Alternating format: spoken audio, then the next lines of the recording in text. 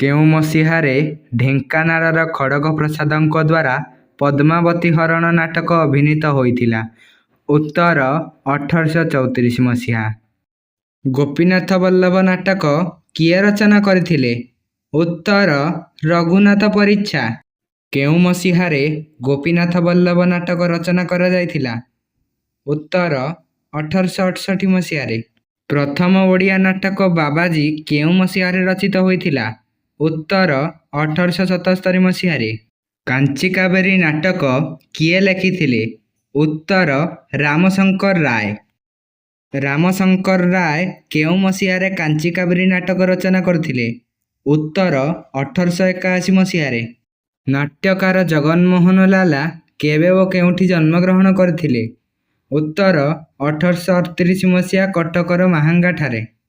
ନାଟ୍ୟକାର ଜଗନମୋହନଙ୍କର ସତୀ ନାଟକ କେବେ ରଚିତ ହୋଇଥିଲା? ଉତ୍ତର 1886 ମସିହାରେ। ଓଡ଼ିଶା ବିଜୟ ନାଟକର ରଚନା କାଳ କେତେ ମସିହା? ଉତ୍ତର 1876 ମସିହା। ନାଟ୍ୟକାର ଜଗନମୋହନଙ୍କର ଭ୍ରମଭଞ୍ଜନ ପୁସ୍ତକଟି କେବେ ପ୍ରକାଶ ପାଇଥିଲା?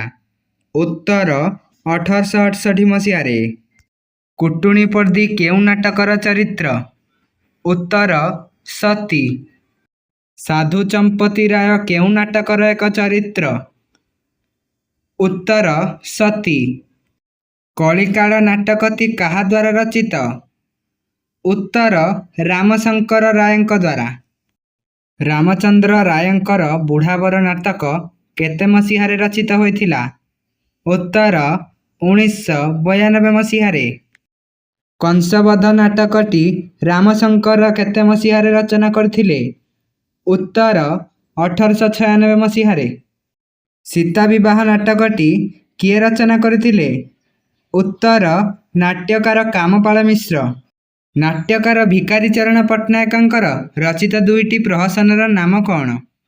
ଉତ୍ତର ଅଦ୍ଭୁତ ଆଦର୍ଶ ଏବଂ ଯୌତୁକ। କଟକ ବିଜୟ ନାଟକ କିଏ ରଚନା କରିଥିଲେ? ଉତ୍ତର ଭିକାରୀ ଚରଣ ପଟ୍ଟନାୟକ।